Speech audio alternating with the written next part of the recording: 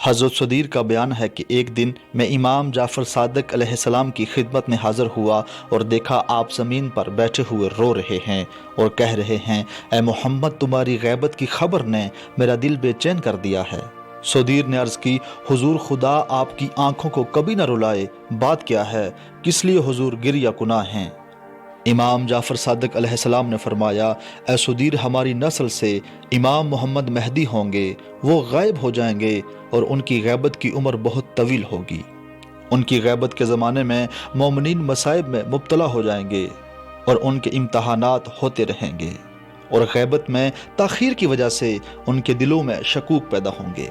پھر فرمایا، اے صدیر سنو، ان کی ولادت حضرت موسیٰ علیہ السلام کی ولادت کی طرح ہوگی، اور ان کی غیبت عیسیٰ علیہ السلام کے مانند ہوگی، اور ان کے ظہور کا حال حضرت نوح علیہ السلام کے مانند ہوگا، اور ان کی عمر حضرت خضر کی عمر کی جیسی ہوگی۔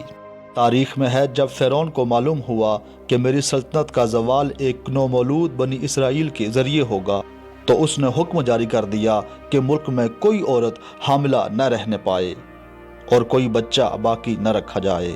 چنانچہ اسی سلسلے میں 40,000 بچے ضائع کیے گئے، لیکن خدا نے حضرت موسیٰ علیہ السلام کو فرعون کی تمام ترکیبوں کے باوجود پیدا کیا اور باقی رکھا، اور انہی کے ہاتھوں سے اس کی سلطنت کا تختہ الٹوا دیا۔ اسی طرح امام محمد مہدی علیہ السلام کے لیے ہوا۔ اس دور کے تمام ظالم بادشاہان کے باوجود آپ کی ولادت ہوئی اور کوئی آپ کو دیکھ نہ سکا۔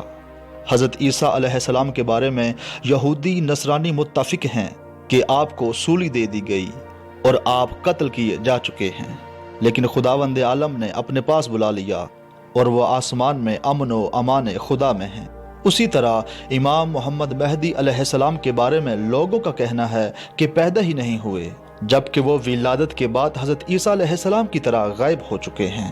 حضرت نوح علیہ السلام نے لوگوں کی نافرمانی سے عاجز آ کر خدا کے عذاب کے نزول کی درخواست کی۔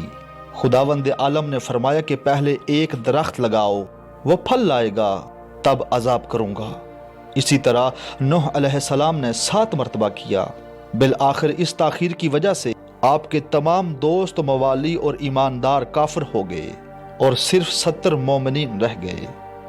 اسی طرح غیبت امام محمد مہدی علیہ السلام اور تاخیر ظہور کی وجہ سے ہوگا اور ہو رہا ہے۔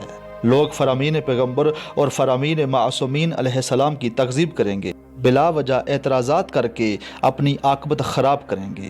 شاید اسی وجہ سے مشہور ہے کہ دنیا میں 40 مومن کامل رہ جائیں گے، تب آپ کا ظہور ہوگا۔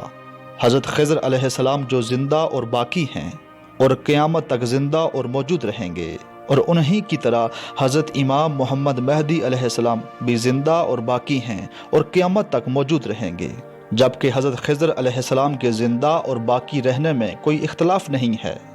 حضرت امام محمد مہدی علیہ السلام کے زندہ اور باقی رہنے میں بھی کوئی اختلاف کی وجہ نہیں ہے۔